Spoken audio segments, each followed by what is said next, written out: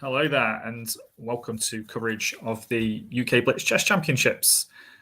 My name is Jonathan Blackburn. I'm just going to take a couple of minutes before the tournament starts, make sure everything's working, and try and introduce some of these competitors and what's actually going to be going on in the tournament as well.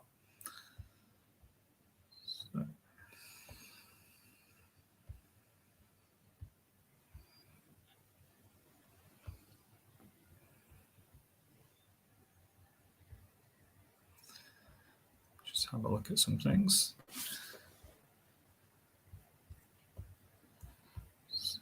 Show that on the screen. So here you can see, just loaded up the English Chess Federation website. Just on some of the regulations about what it's going to be. So if you didn't know already, it's a 16-player finals. So they've already held qualifiers across the country. People have had to qualify. Usually it's the top two from each section that have got through.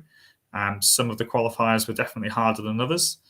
We've reached a final 16. I think we've had one or two dropouts from both sections, and they've been replaced by players that nearly made it.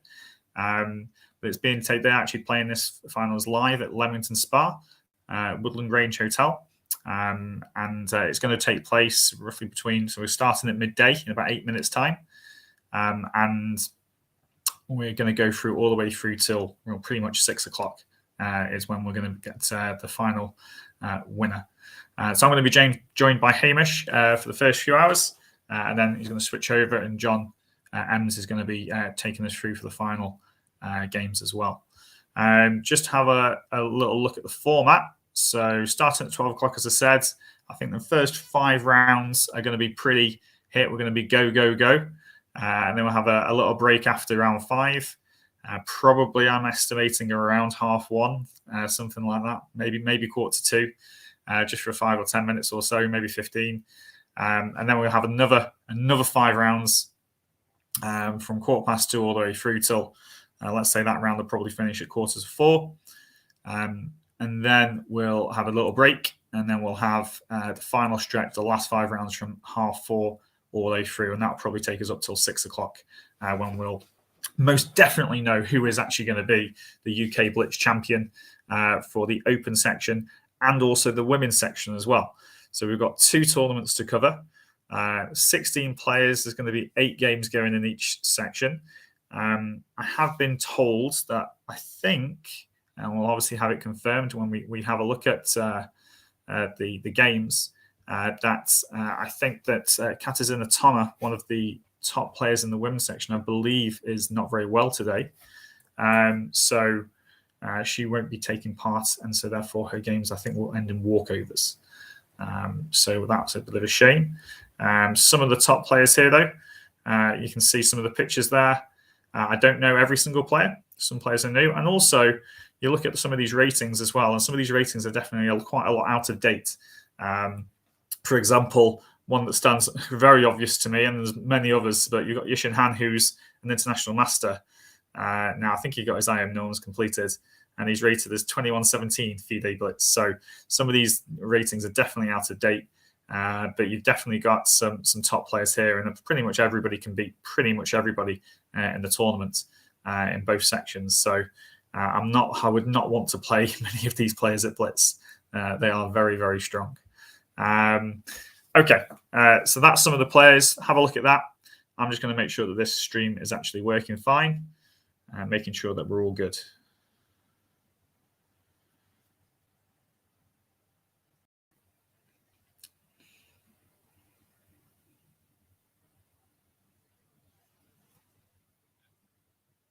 It looks like it is. That's good there.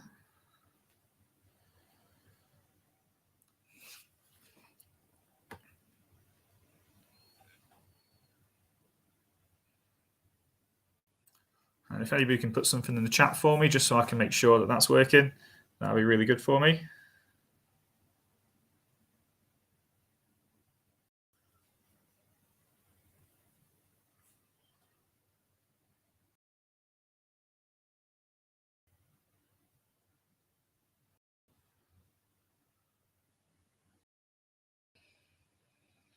Just making sure that we're live on Chess 24 as well.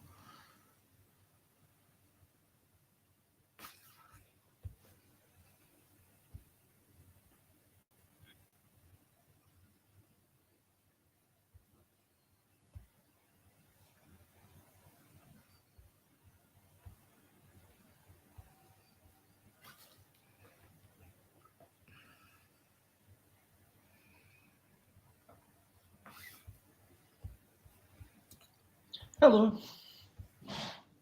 Hi there, Hamish. Good to see you. Yeah, good to see you too. Yeah, so we're live at the moment. Just told everybody about the tournaments and the timings.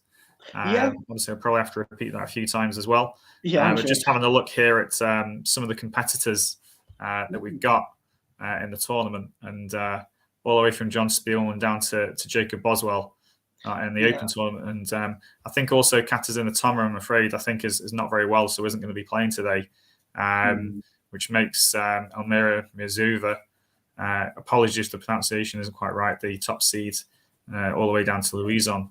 But just quickly over to you, Hamish. Is there anybody there that you fancy for this? No, I mean, I think both of these events are quite wide open. I mean, especially with Blitz, I mean, it's quite hard to predict how it's going to go because it happens in such a short interval. So, if someone is in good form, they can storm through it. It's not like classical where it's over a week or 9 days where the highest rated players are perhaps a bit more of a favorite. Yeah. Blitz, it can be quite random. And particularly the women's, it looks completely wide open. I mean, I'd imagine there's quite a few young players in there. And yeah, it'll just be interesting to watch. Yeah. No, I mean, you mentioned the young players. I mean, I already recognize some of these names of, we're talking under 18 players. Is under 18 young now, or is under 11 young? I mean, what is actually classed as young now? I mean, how old is Bodhana? How old is she? Yeah, I don't know many of these names actually on the women's. I know Louise and I know Natasha Reagan, but you'll have to keep me right on some of the other ones. But yeah, it's going to be interesting. And Freddie in the Open as well. That's I think I've got 0% against him in Blitz. So. Yeah, well, I mean, obviously when we last played, we both also played Freddie, and he beat both of us, and that wasn't even in Blitz. So.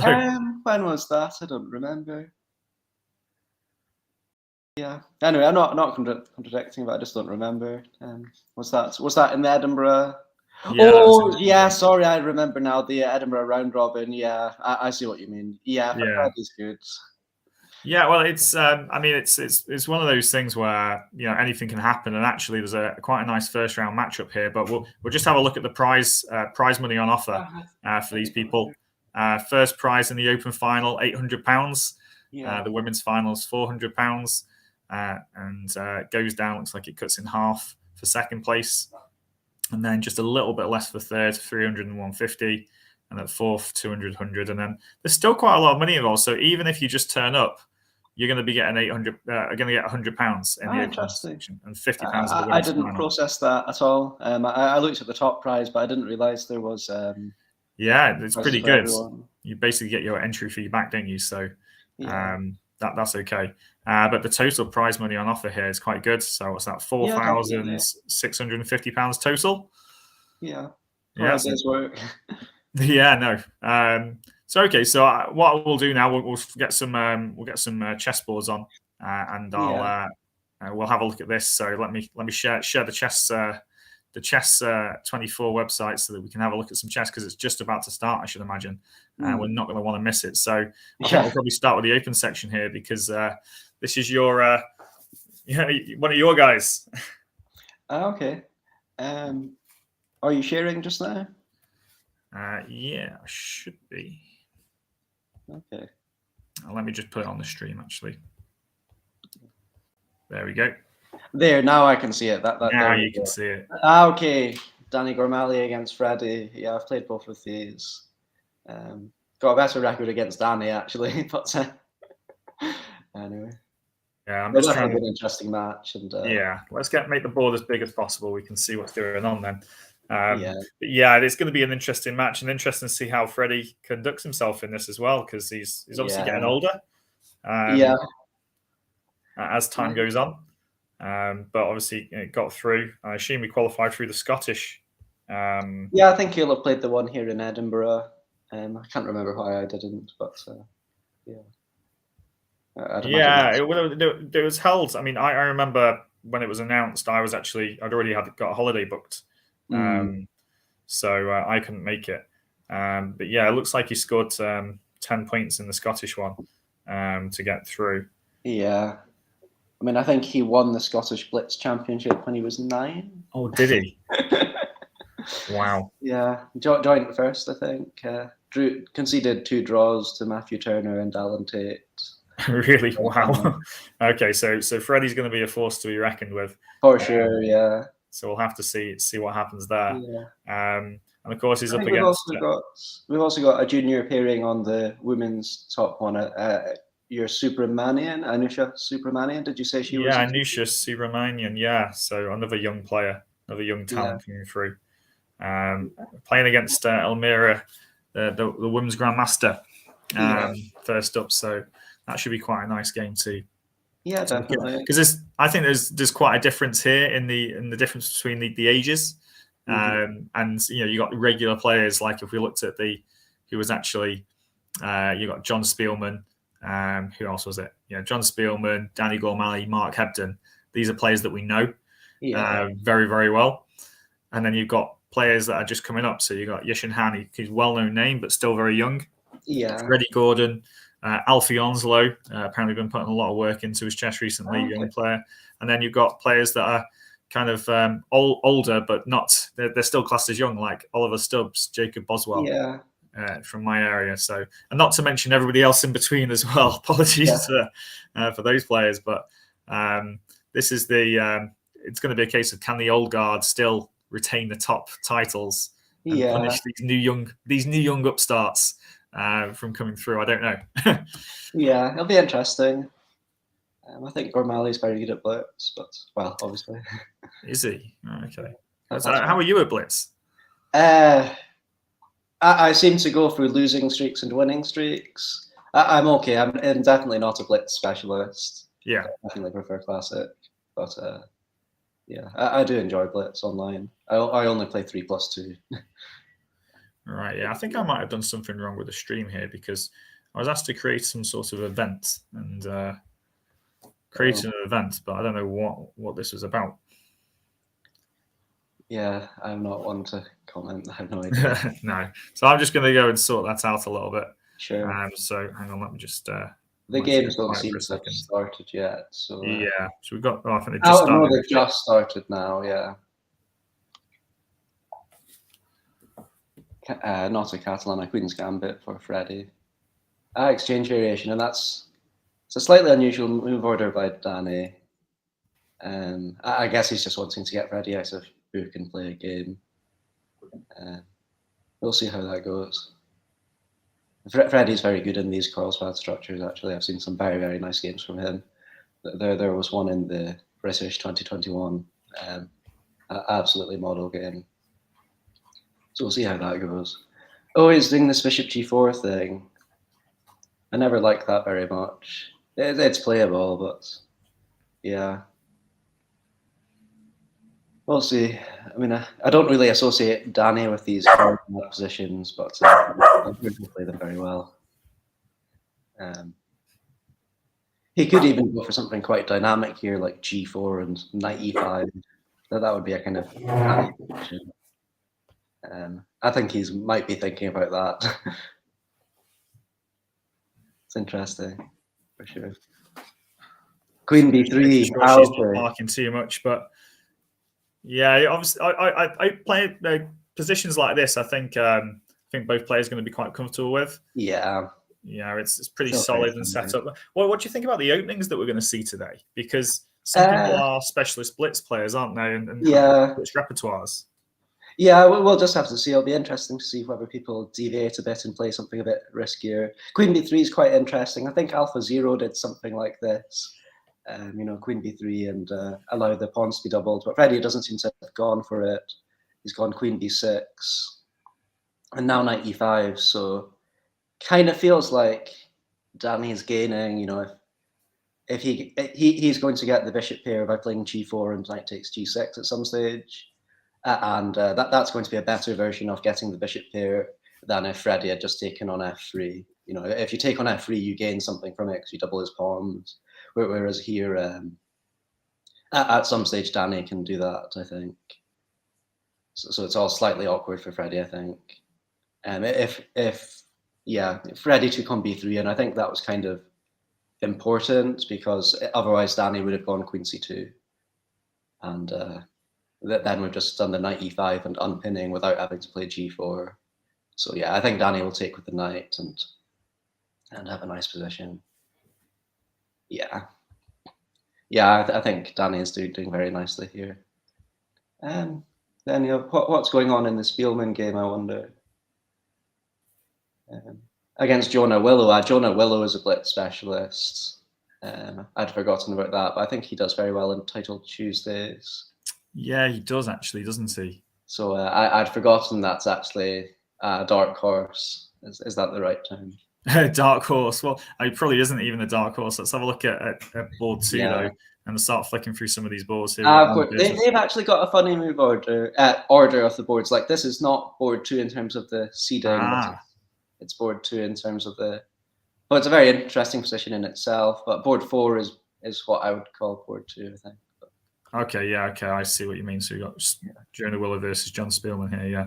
Yeah, and to me that looks like a nice position for Black, but it's a little bit, you know, the Carlsbad positions I really am very familiar with. These Caro-Kann advances, I have a bit of experience on both sides, but not vast. So to me, I just see that knight on c4 and think Black's comfortable, but White does have a nice space advantage, and all the pieces are on the board. He's gone Freddie the f pawn, f4. Yeah, I don't know. What do you think? Well, I mean, I think why is Jonah Willow down to 33 seconds? Oh, that's an interesting one. Is he really? I don't know. I mean, I used to have dreadful time management and Blitz. Lee Chess has also got him on 30 seconds. It's not just Chess 24. Yeah, I'm favouring Spielman here. Although I think it's fair to say that if he's on 30 seconds for this game, he's probably like that for all the games. But whether there's, you know, I mean, he's an online blitz specialist. I've noticed there is a difference there. You know, I seem to do reasonably well against the online blitz specialists in over the board blitz. Probably not Jonah Willow. You know, I'm sure he'd thrash me, but so maybe he's thinking he can get away with being this short of time over the board when my feeling is you can't. No, I don't think you can. But if he's comfortable playing with 19 seconds on his clock with only a couple of second increment, we should probably go over the time control. But let's flick through as many games as possible. Yeah, that's a good idea. You know, and I am still trying to sort out the stream as well because I've done something wrong somewhere. Yeah. This looks very weird, but Black's got the bishop here in an open position.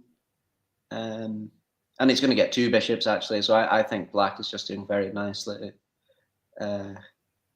Johnny Payne is youngish, so maybe he's quite a strong blitz player as well. I don't know. He's very, very, very good, isn't he? And you know, I think he had some performances over 2300 recently. Yeah, he's definitely improved a lot quite recently, for sure. Yeah, or has got the chance to play. You know, I don't know when the improvement happened, but his rating's certainly gone up. Okay, well, let's flip through some of the other games as well. Yeah, and I'm keen to go back to see how the Freddie Carlsbad's going as well. But Freddie Carlsbad's going. It seems like this is they're hunkering down for a 3-hour marathon. Yeah, for sure. I mean, that e3 pawn does look like a bit of counterplay, but I'm still liking White here. I mean, I'm a bishops guy, unashamedly. I always choose bishops over knights in these kind of scenarios, but yeah. I will say Freddie's a much stronger endgame player than you'd expect for his age. That's one of his trademarks for sure. I'm less pessimistic for Freddie's chances than I was after Queen B6. That this is definitely progress. And it's quite hard to see what the plan is for White. I mean, he can't really push on the Queen side, so he's going to have to play on the King side like he's doing.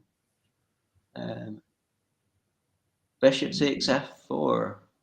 I would never have played that. Time's going to come into such a factor here, though, isn't it? It's just we've probably even got 30 seconds more. I mean, I think you'll notice that's a theme that the stronger players are going to be ahead on the clock a lot.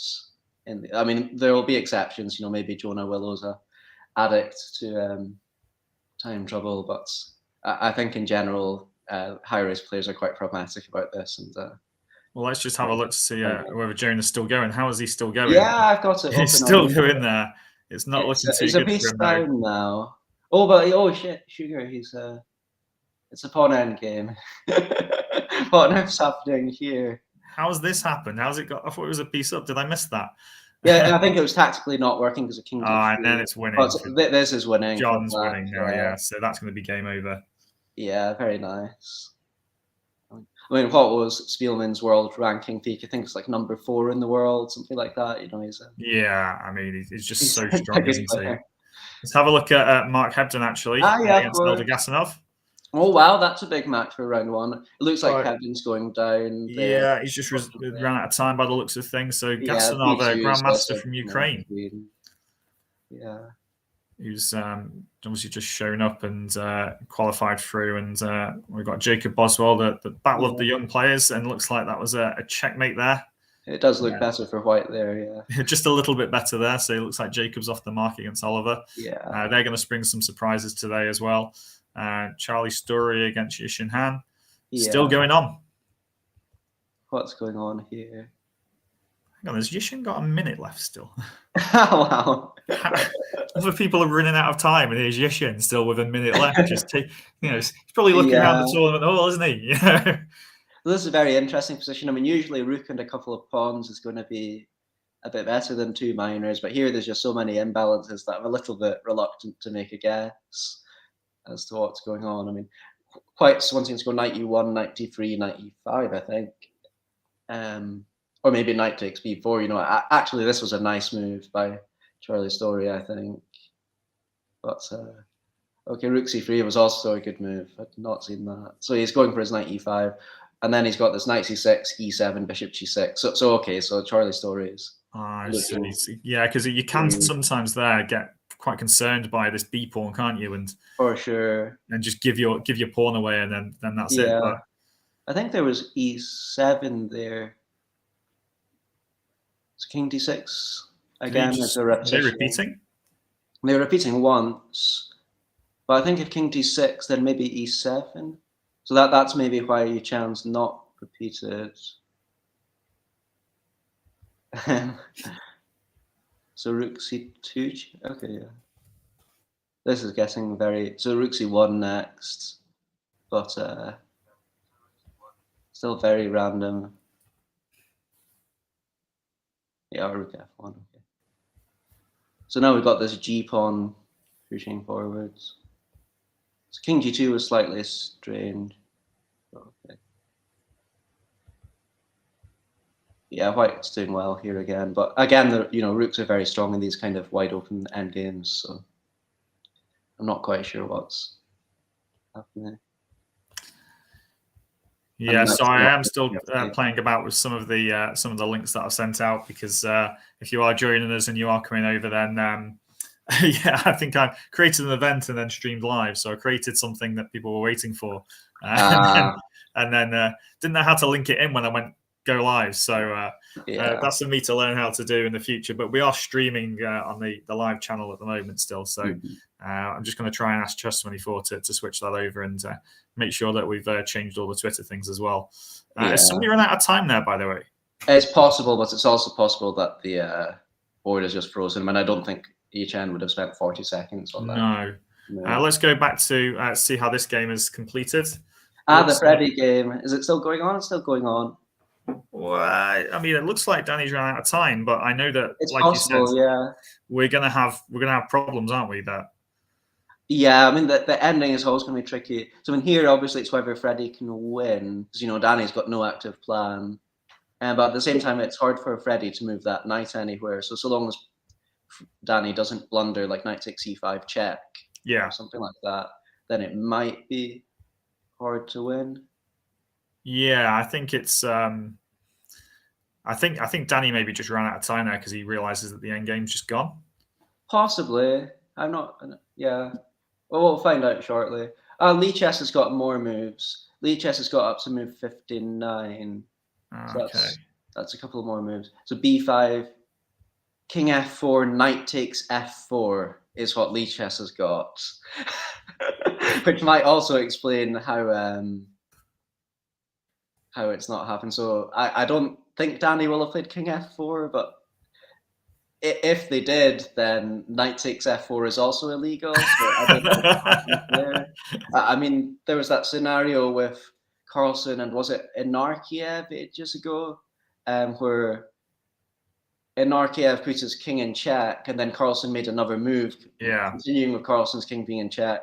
And then, I mean, I don't know if it was Inarkiev actually, so let's forget the name, but whoever it was then tried to claim the game because Carlsen made an illegal move. So we got some expected results. Jonah Willow losing, which we weren't expecting at the start necessarily, but Arden towards the end. We got a bit of a weird situation here between. That's a live board glitch, I think. Or live board glitch, isn't it? So it looks like they just agreed to draw just to get half a point. I don't know anything about these players, Hamish. It's +6. Oh, sorry, were you talking? I didn't. Yeah, I was just saying I don't know anything about these two players. No, me Tarmankar and Koichi Nicholas. Obviously qualified through, and good luck to them today. But maybe a first round draw might be a nice way of getting off the mark. So because we don't want anybody to go away with 0, do we? No. And I don't think they will. I think no, they're going to spring some surprises somewhere. They've not come here by accident, they've all qualified. Yeah, they're hoping to take down some big scalps today, aren't they? For sure. So Freddie looks like win. Okay. Looks like the results are going in. So Freddie did beat Danny in that game. Alan Beardsworth drew with Alfonso. Looks like a nice perpetual check here at the end, to get that nice little finish. I mean, that's fine, isn't it? I mean, draw there. It's got an extra. Maybe just. Could he have run out of time? Maybe it's just had no time and just wanted to get safe in round 1. That's fair enough. No time at all to play. Johnny Payne beats Jose Camacho. That's my Welsh player, Jose. Jose. Was he in Chennai? No, he didn't go to Chennai. He's got a young family, so couldn't make it. We saw John Spielman beat Jonah Willow. Charlie Story lost to Yishin Han. Lost to Gasanov. Jacob beat Oliver Stubbs, and Tarmankar and Koichi Nicholas drew. Well, let's have a very quick look at what happened in the Han Yu Chen, and then we can focus on the women's round for the next match. Yeah, of course. I'm very interested in that end game. So for the viewers, I mean, I think we're planning more or less to alternate between focusing on the open and focusing on the women's. Okay, so let's go. So you must have lost some time there, or maybe Lichess has got some more moves. I'm just double checking. Oh yeah, it's a very chaotic endgame. But yeah, it does look like King F4 was the final move and lost on time when the plus. Oh really?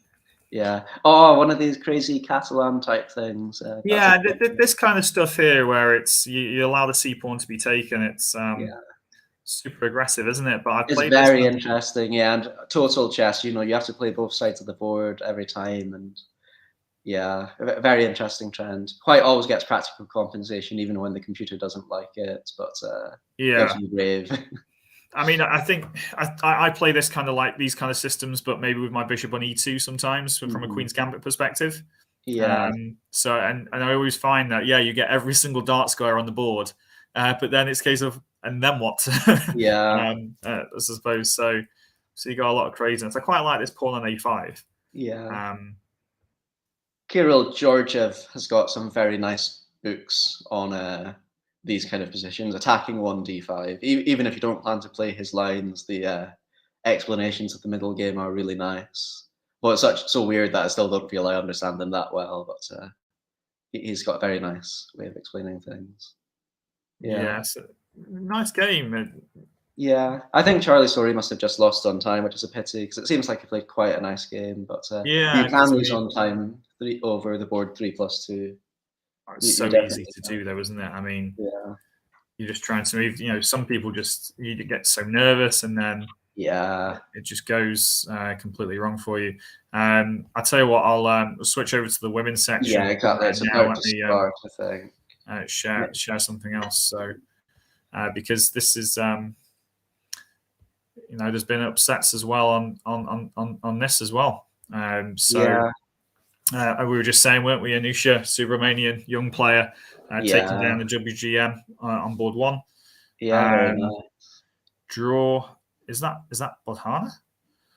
So Bodhana drawing with Stephanie Duesler is a great result for Bodhana, I guess. Yeah. Anita Sumpton lost to Lindsay Purn.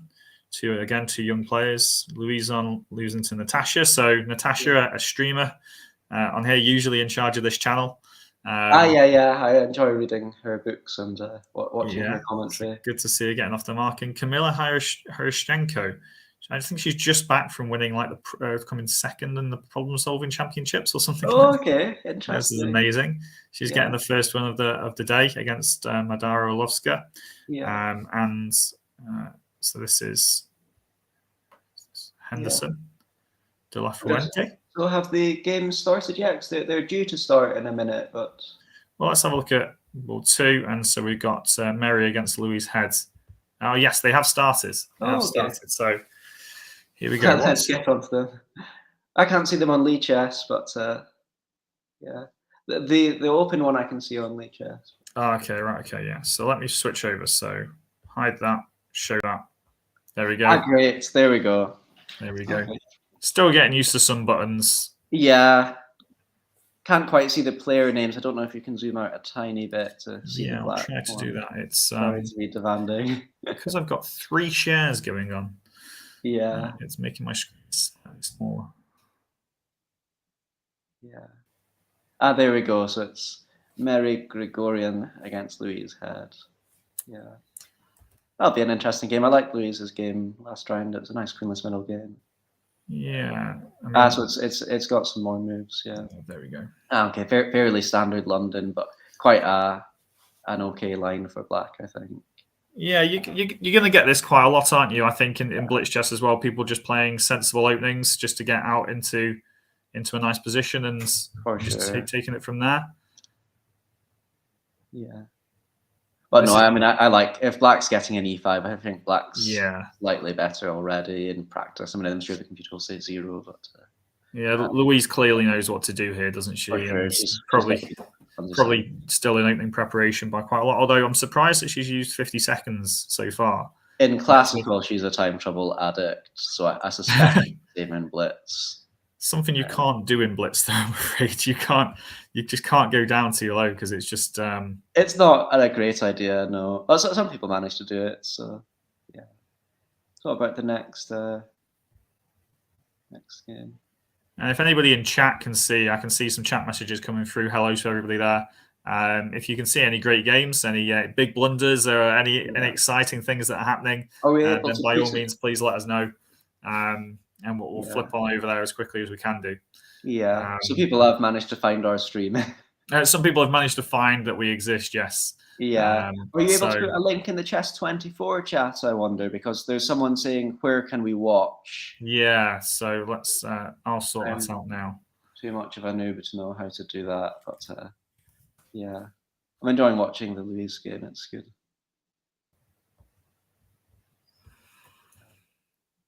So I guess this Queen A4 is maybe trying to trade queens on Queen H4, or just getting the rook, queen out of the way of the rook. Great, you've posted. Did that work? Okay, so she is going Queen H4. Yeah, it did. Posted.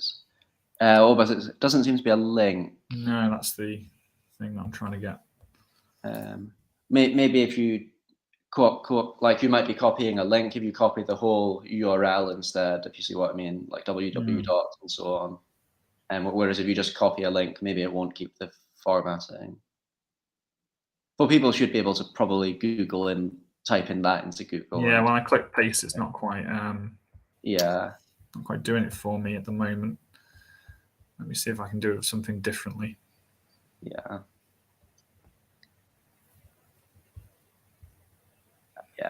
He's managed to Google. I just want as many people as possible to watch, don't we? So yeah, exactly.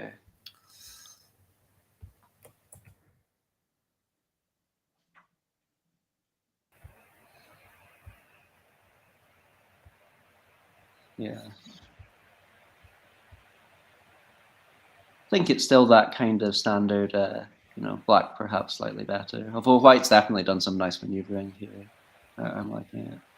Shall we flick through as many games as possible? For sure. I'm interested to see because lots of, it's very unclear. End game already between Bodhana and Lindsay. Yeah. Quite, it's doing nicely. Yeah, that's the way to do it. B5 and yeah. I'm just going to update some of the social media stuff to make sure that the links are a bit better. Yeah. So I think white's going to win. King D5, King A5. Can you already take C4? Okay. So G4 by white probably.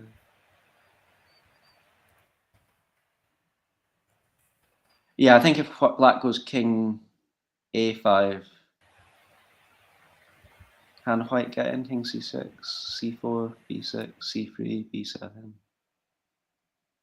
White's king is closer to the king side at least, but black is promoting with checks. So. Yeah, I don't think black wanted to put. Yeah. Oh wow. Okay. B6 and yeah, black got a bit impatient there. Were they winning? What happened? White's just going to promote. So, but I think white was probably doing nicely, but it's kind of one of those ones that goes to a queen endgame. This is not a queen endgame. At least you get a chance doing the queen endgame, don't you? So this could be Bodhana moving to 1.5 out of 2. I think so. I mean, pretty good. Yeah. So let's have a look to see who else is next on the list. So we've already covered one of Elmira's games against Stephanie. Let's flick over to Anusha as well. But let's go back to somebody different who we haven't spoken about yet. Sure. Anita against Louison. There we go. Here's another game. Okay. I'm assuming Louison's time has not run out. Yeah. Oh, it has. Nice. Oh no, she's also Louison. Exchange down. So exchange down, but still plenty of play left in this position, though, isn't there? Yeah, so there's nothing wrong with that. So, how about Natasha versus Camilla? Yeah. Time scramble going on here. Yeah, interesting. I don't know much about Natasha's chess. I've read her books and watched her commentary, but I don't know what her playing style is like. A bit of a weird position, yeah. Oh, okay.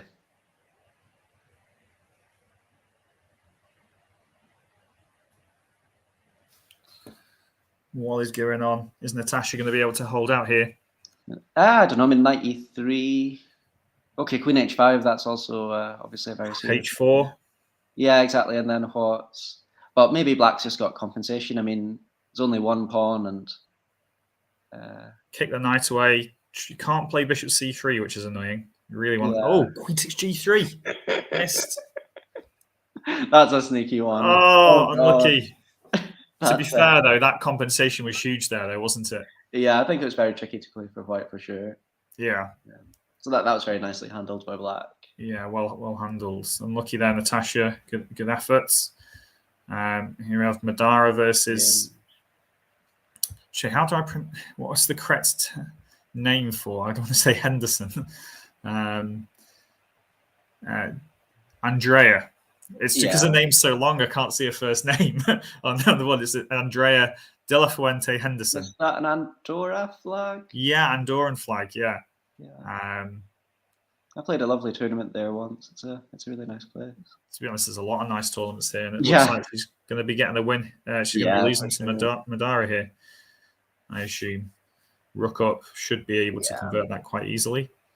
Yeah, just praying for a stalemate. So that one's gone.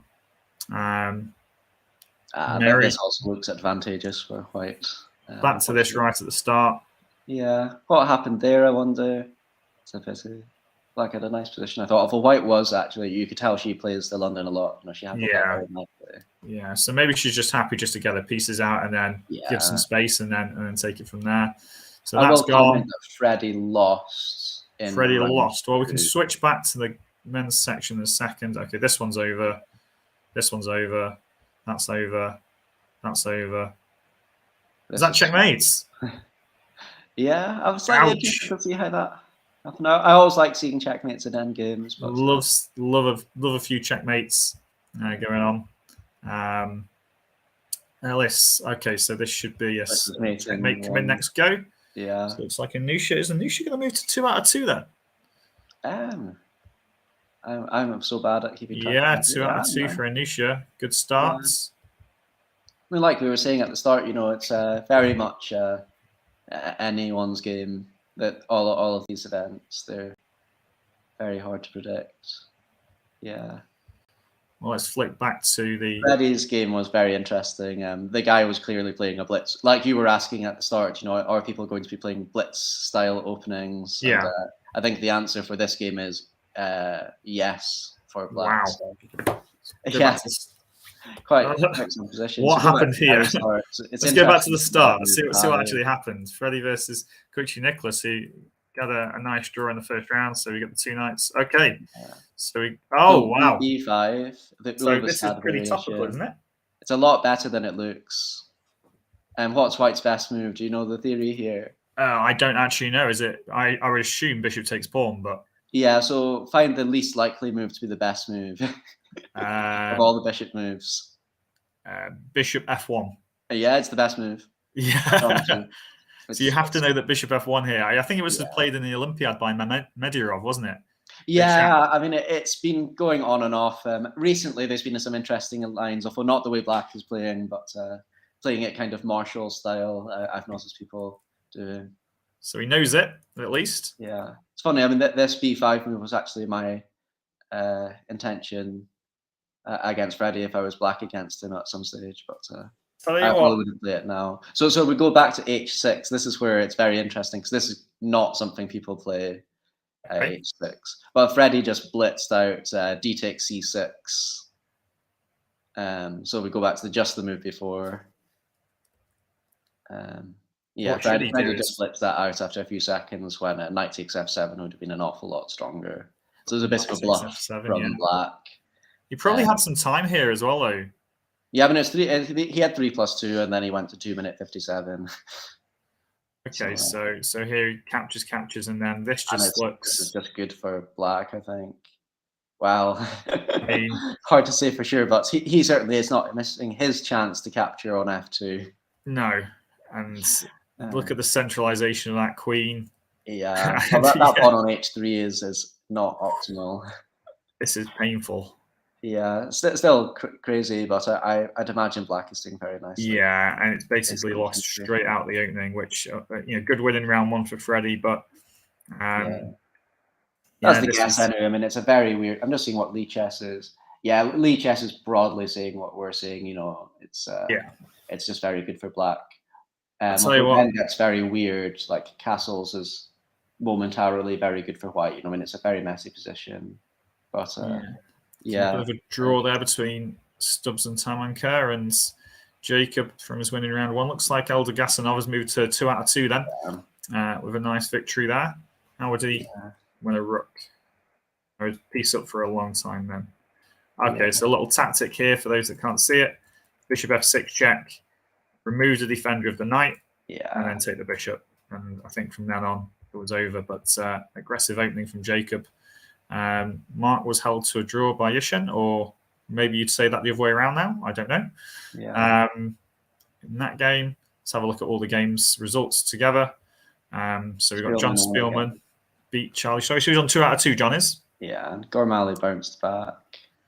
Yeah, and Camacho got his first win against Alfie Onslow, and Johnny Payne and Jonah Willow also drew as well.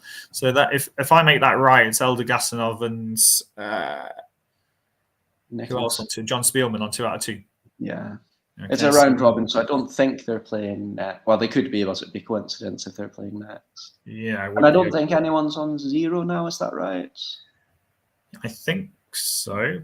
Charlie Story still is, but there's no way he's going to end on 0. No, I mean, that first game, just losing on time, unless that comes back to haunt him. Who do you want to start with this round then from the open section? Well, we can just alternate, so it's open again. Yeah. And it's always in. I think all of these games are going to be very interesting. I'm interested to see how Gormali bounces back. Hebden versus Spielman is obviously a big clash. Yeah, that's got to be the one that we go to, isn't it? Surely these two legends of British and maybe English chess. I want to see how Freddie's doing every game, but yeah, of course. Well, I just want to look at how Jose's going on and play for every game as well. But we can't do that every single round, can we? Otherwise, we'll we'll lose a lot of subscribers, I think. Yeah.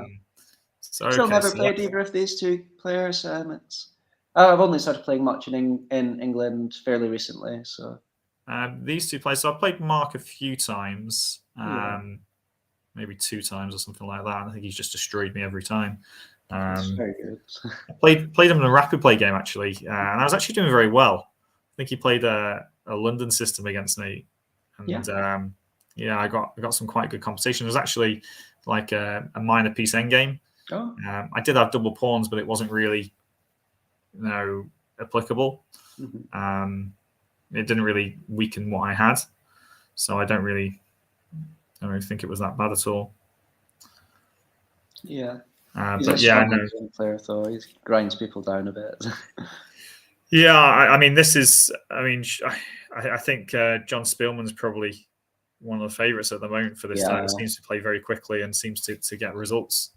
In classical, he's a very intuitive player these days. I mean, his chess-based columns. He says he used to calculate a lot, but now it's mostly intuition. It's interesting reading his things. He always seems to be able to justify quite complicated decisions on general grounds, and I think that is how he plays. So I'm quite interested in that recently, because I used to think dynamics was all about calculation and things like that, but there is a lot of logic there too. Yeah. So let's have a look. What? So I've got a message that you've perhaps not pressed enter on. That thing at the bottom, or enter what was the thing at the bottom with the smiley?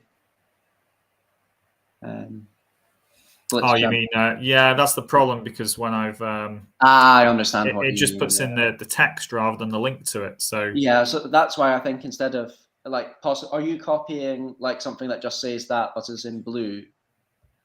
Yeah, so if people want to follow it then and copy the www stuff, that will work. Yeah, so I literally just put in my Twitter feed and also changed the Facebook link as well. Yeah. I'll check you out. You're very much more social media than me. No, I'm really not. I need to get a lot better than it. Yeah. And a lot better at it. I'm shocking. But yeah, no, there's. I think I get a little confused here because of this. We've got it asked me to create a link and to an event, and I haven't got a clue what that means. So, I created this event, and I think that's the event that they put on the Chess24 stream. But then when I click go live to stream, I don't know how to link it into that event because I'm a complete novice with this. Yeah. D4, okay. Okay, E6. I didn't know what Spielman played. I mean, these guys must have played a million times. Yeah, I mean, Spielman can play anything, I think, can't he? So, I mean, I think I've noticed he's always going for this fianchetto stuff as white. 1 D4, 2 knight F3, 3 G3, and he's always going Caro-Kann as black. But I don't think I've seen many 1 D4 games of Spielman's, because I see his games at the 4NCL, of course, and Hebden's gone for a Torre, but with 3 C3, which is a kind of fairly recent wrinkle. People used to go 3 bishop G5 or not play the Torre against the Queen's Gambit. Yeah, because of knight E4. But this 3 C3 move order kind of makes it viable again.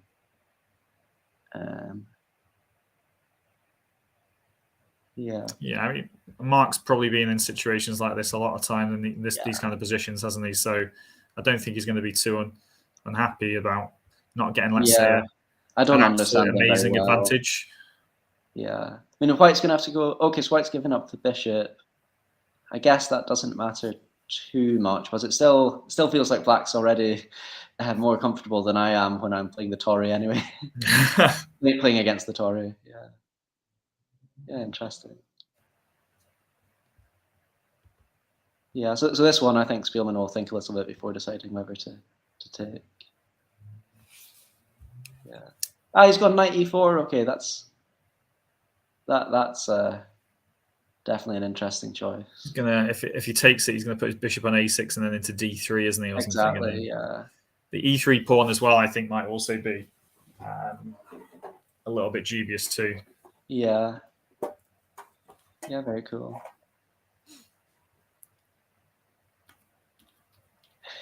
I mean, castle's queenside is very risky, but I suppose it's risky for both. But even so, I'm a bit of a...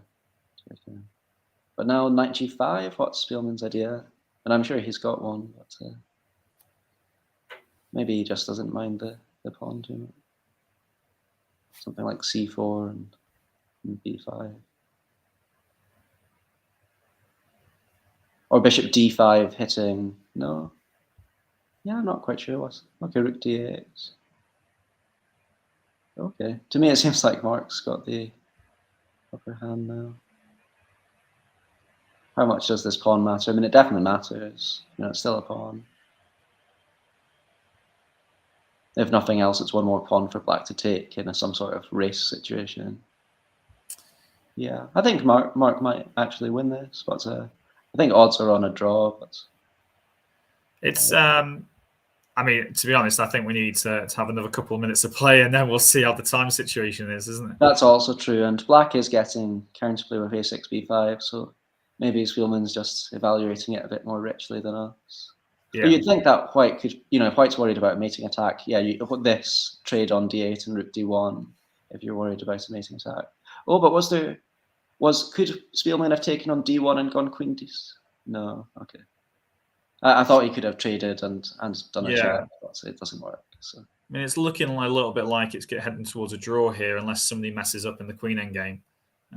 Maybe John's got a slight advantage. Sorry, Mark's got a slight advantage here with queen c6. Definitely. But so this c4 thing, like there's queen d3 if White takes on b5. And is that drawn? Yeah, it should be perpetual. So queen e8 check, king h7. Maybe you take on f7 perhaps. But yeah. Maybe you can bring your queen back somehow and defend. So that's why Mark's gone for queen d6 instead. Yeah. And we've still got this scenario where it's, this extra pawn, which does matter. Because White's, for example, got a plan in the long term of going e4 and f5 and making Black take on f5. Yeah. It's a very interesting. Queen b4 or queen a3 here. Okay. e4. Yeah, so he's gone for this plan. I guess Black doesn't have a threat. So, yeah. I wouldn't like to defend this, to be honest. I think White's got good chances. Yeah. So, shall we have a quick look at another game? Yeah, definitely. Yeah, I mean, I think this is going to head to a draw, isn't it? So let's see what else is out there. Cycle through the games as quickly as possible. Jacob Boswell versus Yishin Han. Quite an interesting position again. I mean, that bishop on h7 is not impressive. So, I like Connor Boswell's chances here on first instinct. Yeah, d5. I like Jacob's position here. Yeah. He just needs to open up the rest of the board, doesn't he? Exactly. No, can't get into it. Yeah. Bit worried that maybe the bishop can eventually get out though, because by the time the knight on h5 maybe comes back somewhere or something happens to it, then bishop g8. The knight on h5 is also hitting g7, which makes it very awkward. Yeah. So how does Black actually rescue those two pieces? I think he goes bishop g6 at some stage, okay. And then moves his rook. But it's all d takes c6 or something like that would have been nice. Queen e2, probably decent too. Although I'm a bit unhappy about it. Well, yeah, I'm not sure I like queen e2. Okay, because you still can take with a piece. Sorry, so that is fine. So yeah, knight takes d5 and then rook takes d5. is still looking very nice for white. Well, then queen c6 checks. So I think this is not good. Not a good idea by black, because the bishop's going to be unleashed. Yeah, exactly. Take c2. Oh, take c2, take d5. That's a route. Yeah, I was just thinking on general grounds, don't want to open that bishop, but this is game over. Yeah, so rook, knight f6 maybe happening after that, but he's seen it coming. And a minute left for Yishen. Is this going to be a That's kind not of a problem with an increment? I mean, the other guy's got 15 seconds, so let's look at another game. Yeah, so so Gasanov was on 2 out of 2 here trying to beat. So is he just blunder the whole rook just there, right? I think so. Right? Oh dear. Oh, I mean, White was under tremendous pressure already. You know, I mean, I would do the same under. Just have a look at the last few moves there. So what was it? Takes rook here. Bishop on d2's pins. Okay, it was a last ditch. Just a simple pin, wasn't it? Exactly. He took here, takes here, and then pin the bishop to the queen. And there's no defense. Game over. Okay. So Gasanov 3 out of 3. Well done. Yeah. Okay. Koichi Nicholas. Is it Ollie? One with against Ollie Stubbs, yeah. I think Ollie is doing nicely on Gut Instinct. Bonnet? No, even material, but even so, I like this clump of. Yeah, I prefer. For some reason, I prefer Black's King here. Yeah, Black's King's much safer as well. Yeah, I think Black's probably winning.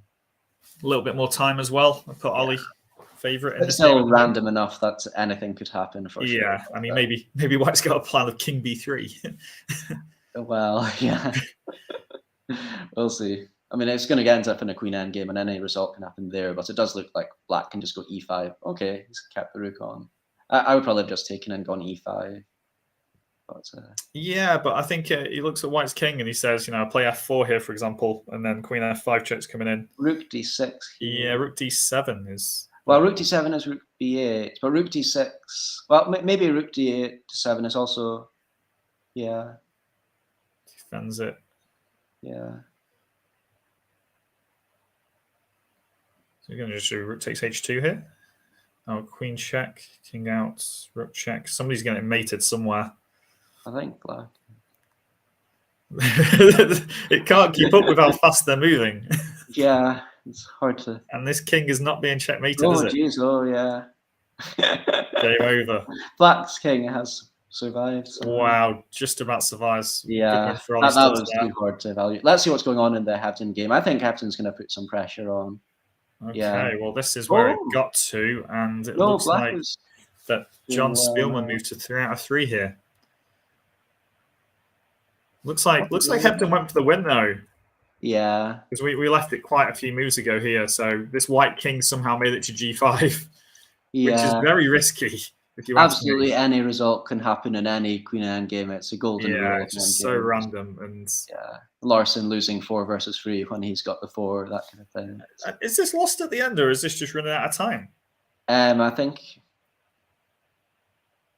Yeah, I think it probably is lost because you can take e4 and that means there's no checks. Yeah, so king h5 has to happen, and then you can, at the very least, you can take e4 and there just isn't a check for White, and if there's not a check.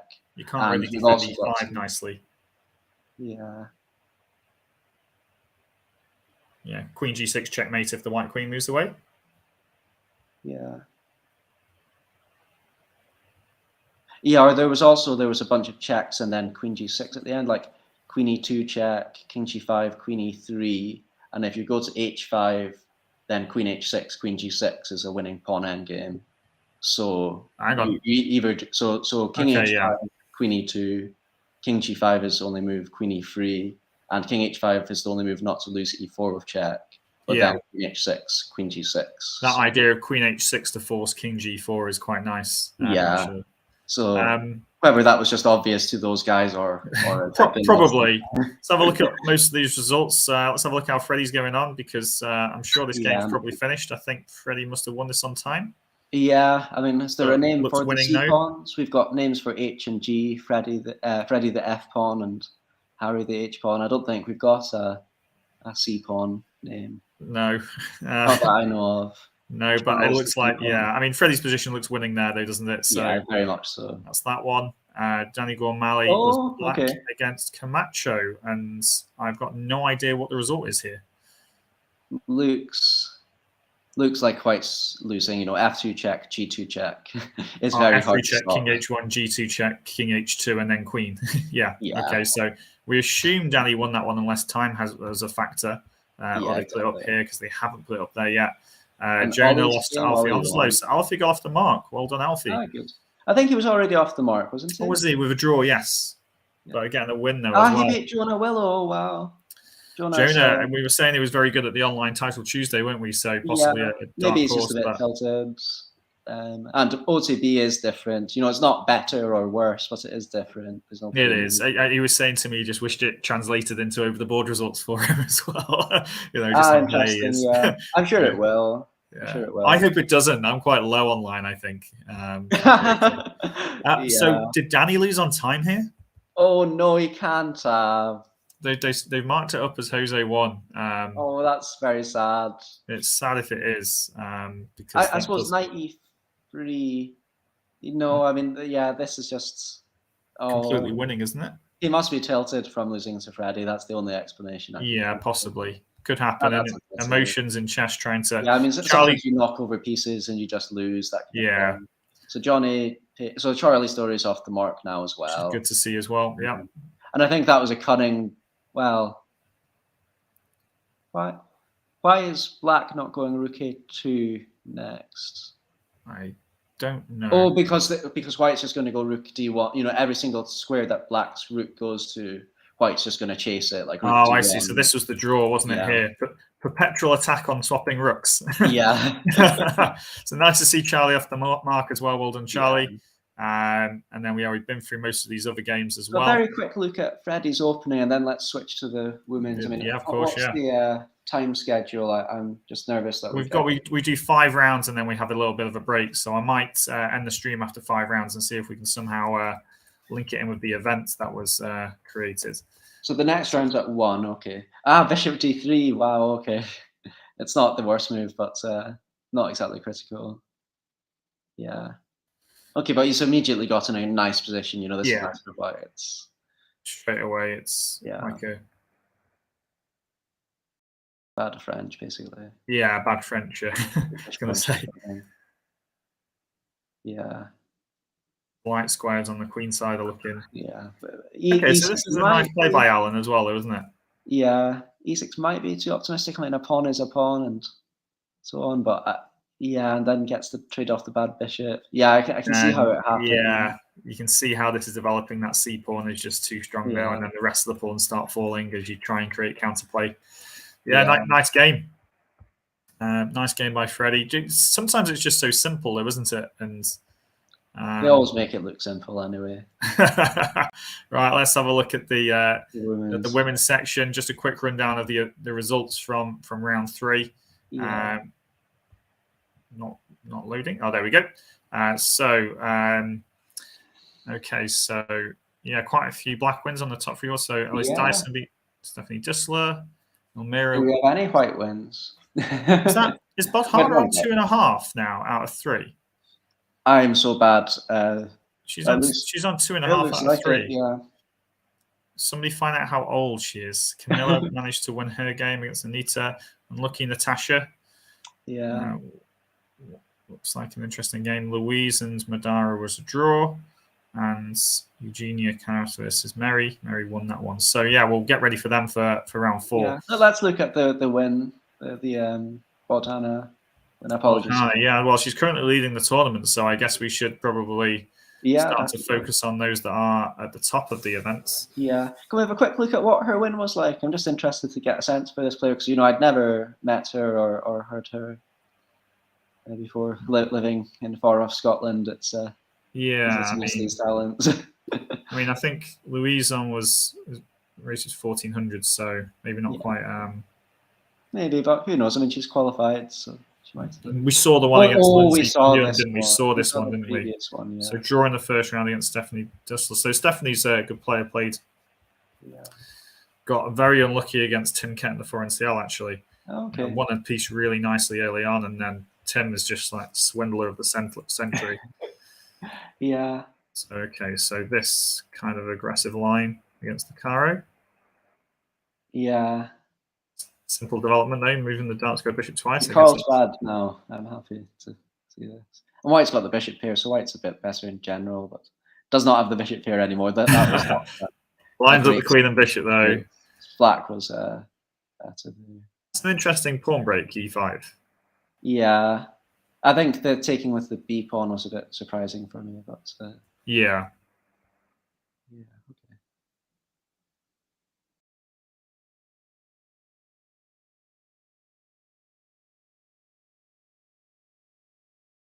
Okay, and you just get to a rook and pawn ending, which is with the B and A pawns. Like we're not going to go through all of that, I'm afraid.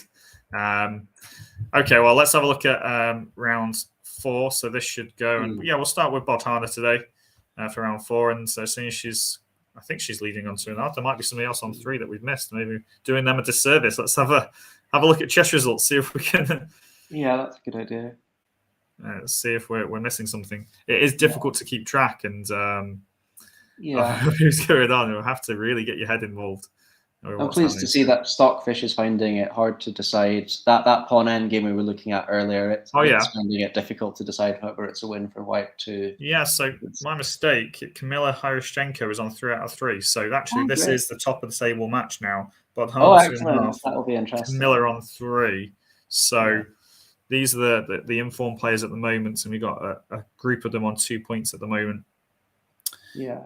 So we've still got a couple of people on 0 as well, which we hope to get off the mark. Sometimes you just got to get it rushed and get it done. Yeah. So we'll wait for this to happen, and I will try and. Yeah, it looks like that pawn end game was a draw. Actually, I'm definitely going to look at that later. The Bodhana versus Lindsay Pune. Apologies for pronunciation again. Yeah, well, I think it's just a blanket apology for everybody at that pronunciation for some names as well. I'll blame my Scottish accent. Yeah. No, it's about to start. A couple of minutes. Okay. So in the women's, we've got these 2 on 3. No, Bodhana's 2.5. Oh, sorry. Okay. And then there's Anusha Subramanian, Andrea Henderson, Mary Gregorian, and Elmira Mirzova on 2 points in the chasing pack. The rest are 1.5, 1.5, and 0. We've then got in the open section 2 people on 3 out of 3, John Spielman and Eldar Gasanov. Yeah. Everybody's off the mark in that term. Yishin Han's on 2.5 as well. So he's doing really quite well. Johnny Payne, Jose Camacho, Freddie on 2 points as well. So not far behind. I'm interested to see how that pans out. I mean, we can't write anyone off. Gormali still could easily. He's on 1 out of 3. Obviously, would have hoped to start better. And I mean, he obviously his Facebook posts and Twitter posts are always very interesting and entertaining. Yeah. Recommend anybody that you do read them, always take them a little bit tongue in cheek. But he's written a few books recently as well. I've got them. Yeah, you've got them. One of them is annotating our game at the British. Wow. Yeah. What do you make of Camilla's opening choice here? Nowadays, people think the hippo is not great, but it's still very playable, especially in Blitz. And White should really put 3 pawns in the middle, so F pawn in the middle or C pawn in the middle, as well as the E and T. I agree. I think I actually just came away from a training day where somebody was just playing against like a Perk, for example. Mm-hmm. There's nothing wrong with putting your knights out to F3 and C3, but if you really want to try and test these openings, try and put 3 pawns in the center. Yeah. And then just claim a massive space advantage, and it's up to your opponent then to play against you. Yeah. And I think it's quite a smart choice against time trouble addicts, the hippo, because White's got so many options. Yeah. So did Bodhana just move her bishop twice then? She did, which is interesting. I mean, it shows good... what's the word? She's not dogmatic. She's realized she's done something slightly inaccurate, so she's Yeah, I mean, you lose some pride, don't you, though, when you move a piece twice like that? And you have to. I think it's good to cultivate, not having any pride and just being willing to do that. Karpov was very famous for this kind of thing. You'd admit mistakes, and also if he was worse the whole game and then suddenly had some small chance to be better, he would just take it and play as if nothing had happened the previous 60 moves. So there's a bit of that here, good attitude. Well, here C takes D4. I think this opening has worked beautifully, actually. It's interesting. It might be quite a good anti-junior opening. I'm not sure. So you do have to find, yeah. Can you actually call an opening an anti-junior opening? Yeah, definitely. I mean, Philidor is a good anti-junior opening as well. Just try and get an endgame and make it strategic. Up to a certain level, anyway. I mean, I got absolutely thrashed by a couple of 2100 juniors and ditched it. But up to a certain level, it was a very nice opening to play against juniors. So they do have strengths and weaknesses, a lot of them, although not so much nowadays. And you definitely get massive exceptions, like Freddie is more or less the opposite.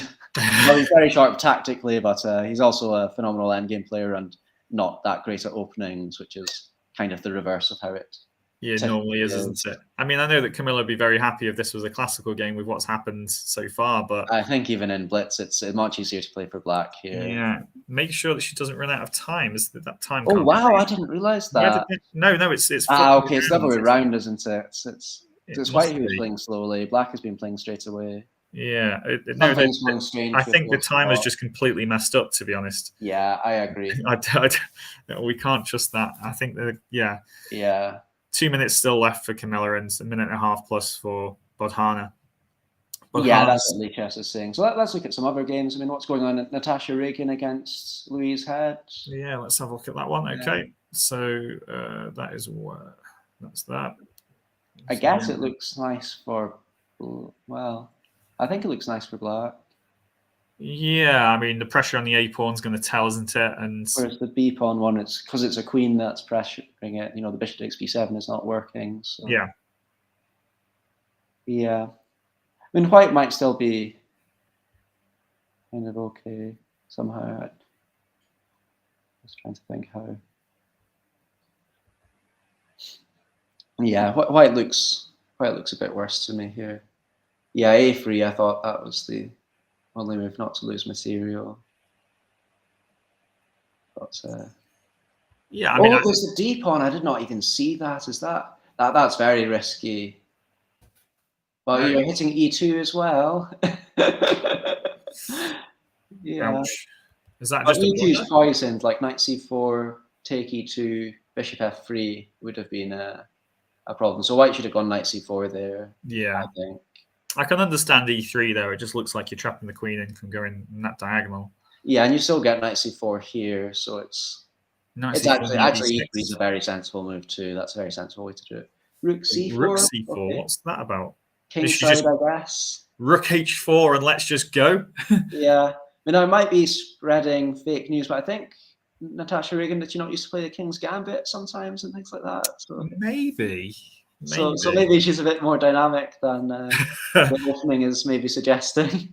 Well, I mean, the thing to do in Blitz, put your rook in front of your opponent's king and watch them sweat. Yeah, it's actually quite interesting. So, I mean, the queen is quite far away. I mean, I'm sure the computer is not going to like rook c4 or rook h4 anyway, but no. I think it is a dangerous idea. I mean, I think she's actually played it just to double rooks on the c file, which is a shame because I think it was a positional idea. But I want to go for rook h4. C5 and. I think she's got to have some dynamic ideas here or just get stomped. So rook h4 it is, yeah. That's what Lichess is just telling me. Yeah, great. That's what we want to see. This is going to be an interesting game. I'm glad we're watching this one. Let's go checkmate on h7. Is this in Game Changer as well? Rook on h4? I know a pawn on h4 is. Pawn on h4, isn't it? Yeah. Queen b1 here. Don't want to trade queens. Yeah. I'll tell you, the book that I most like of Natasha's is the Chess for Life. I don't know exactly what the split was between Matthew and her on that one, but Chess for Life's an absolutely phenomenal book. Yeah, I haven't read it. I've read Game Changer. It's better than Game Changer, in my opinion. In your opinion.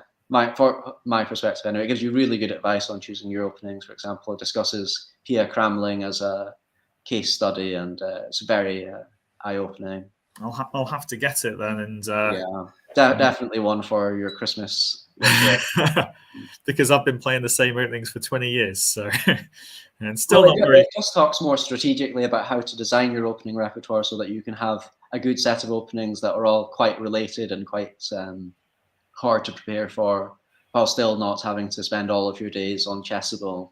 Yeah, because it is a lot of time, isn't it, that you have to spend. Yeah, I just don't do it. I try and play. I've kind of tried to follow Chess for Life advice and my own personal opinion, and just tried to cut down on the theory dramatically.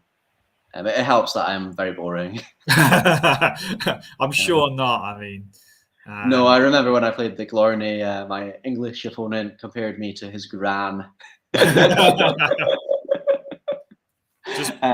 He meant it nicely, we got on well. He actually spent more time with the Scots than he did with his teammates. But one day, Hamish, we shall have to play a game where I actually play okay against you. So a nice 7-hour grinding game. Because so far it's not been like that. Because I like boring games as well, and so we should at some point do that.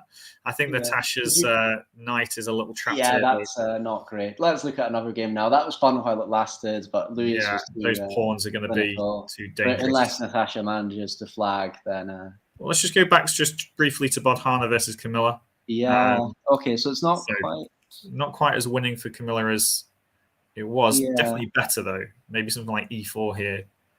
Oh, she's taken. Okay. Yeah, this is a game for black, I think, because opening e-file.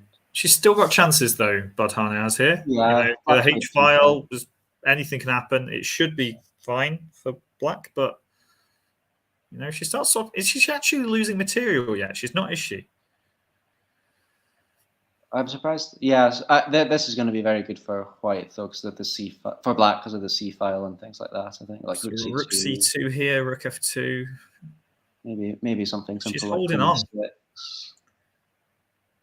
She's holding on. Oh, this has gone wrong now. This is just going to get very strange. It's a queen endgame again, so it's a great chance. Queen takes d5 and c4 is terribly weak. White's objectively probably winning here, but of course again. Oh, swap queens, good idea. She's got to swap queens. In principle, yeah. That d-pawn's running too fast. Yeah. So is Bodhana just moving extremely quickly because her time looks like it's going up, if I'm not mistaken. And I think Bodhana is playing very fast. Yeah. So maybe youth here is helping. Oh, this is actually. Is this perpet? Not simple at all, because if you go to e4, then queen takes g4 checks. So I think this is somehow ended up in a draw. I mean, the general rule of queen endgames just being total chaos is. Yeah. I mean, it's queen takes g4 almost mate, so you really do have to. This is just a draw. What a turnaround! And I don't think. I don't. I mean, white is either going to blunder. Oh, hang on. Is she not checked there?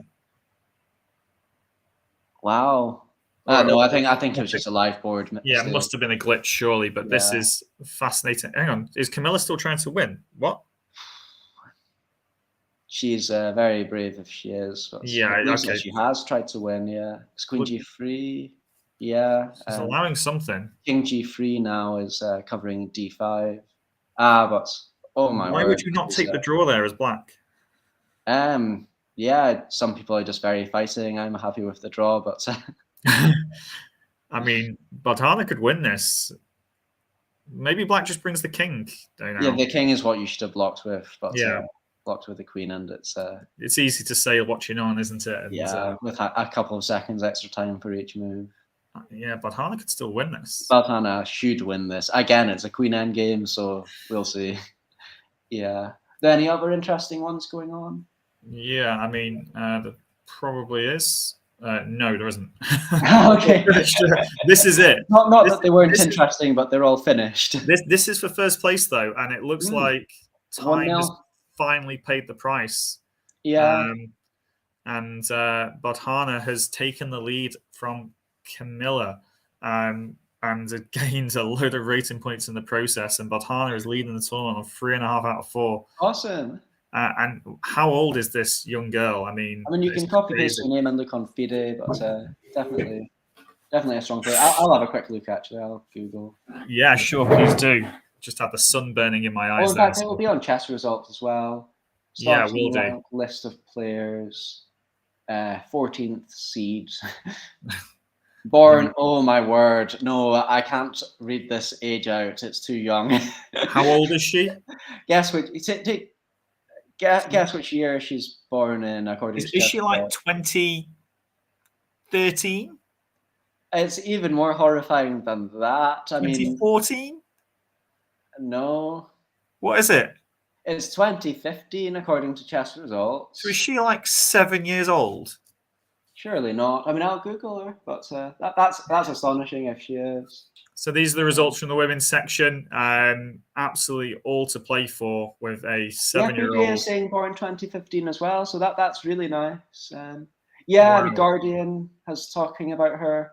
I did read about her in the Guardian then. Actually. Yeah, amazing so far, and you can see the standings. That's wonderful. Really nice to see some talents like that then. So at Chasing Pack, though, but Bodhana has played Camilla. I think she's also played Elmira as well, hasn't she? Yeah, but that's the interesting thing. No, she hasn't. It's it's a round robin, so everybody has to play everybody. But we've got Elmira, Camilla, and Andrea Henderson on 3 out of 4. Madara, Louise on 2.5, and the chasing the top. So really, really interesting stuff going on in the women's section. But if we maybe have a look on some of the open ones, are they still going? No, I think they're all done. The tech is saying they should all be done. Let's have a recap of what results actually happened.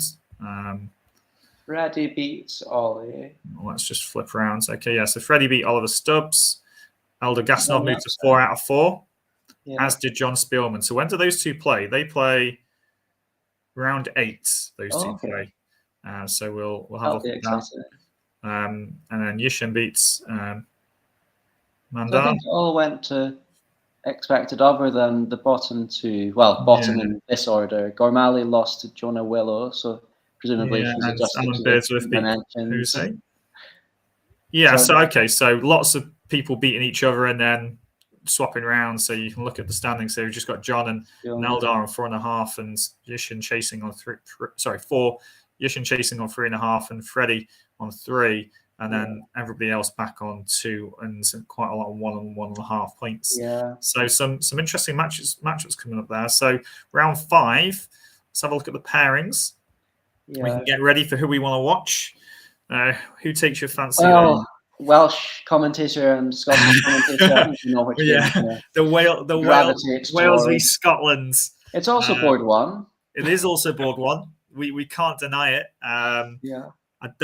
So some of the others are a little bit one-sided in rating terms. Obviously, still plenty of things going on. But I think it is going to be a round for the this is one of the closest matches on paper anyway. Yeah, I mean, Jose is still a phenomenally tactical player. When he plays his long play games, he gets some crazy positions.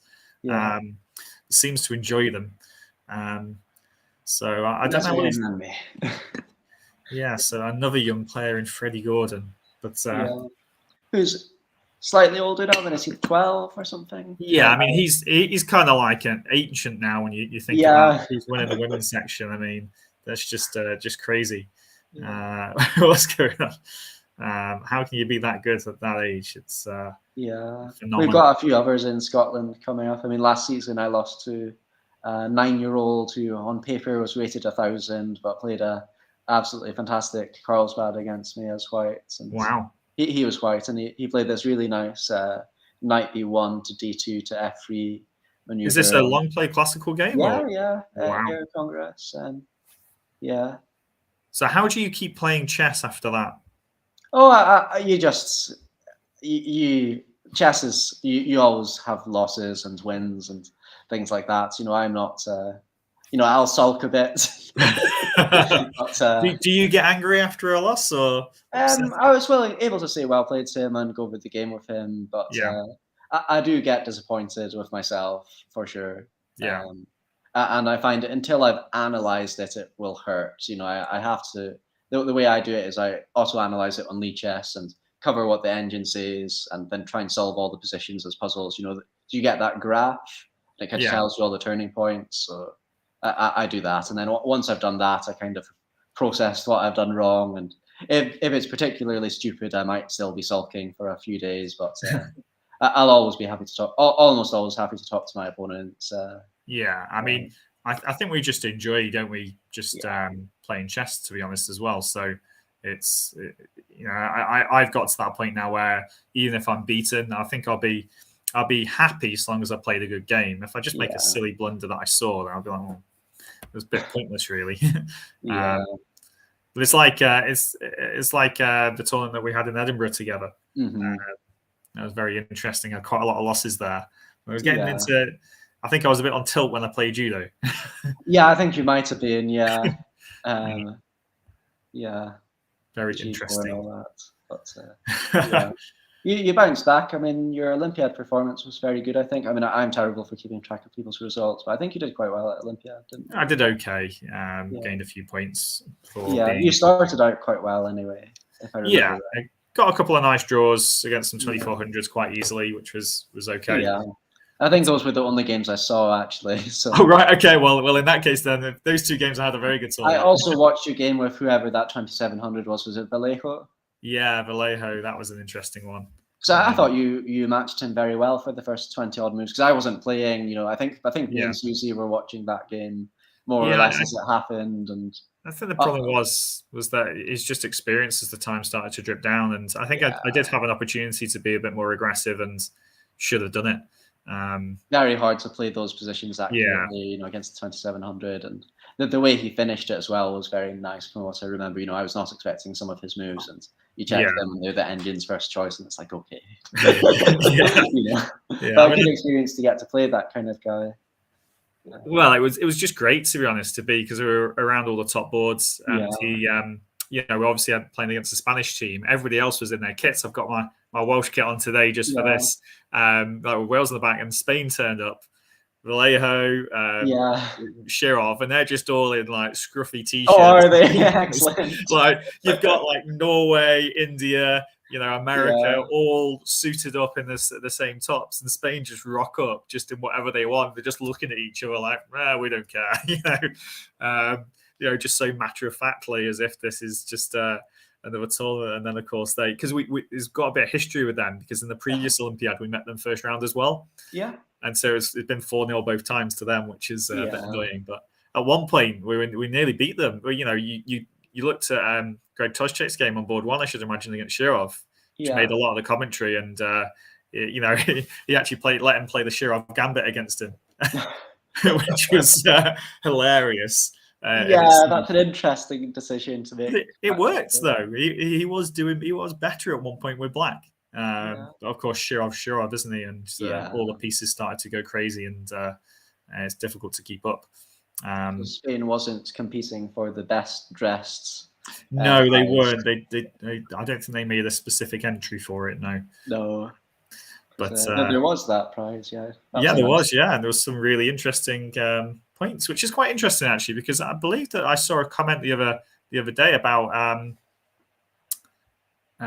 people wearing too much colourful clothes.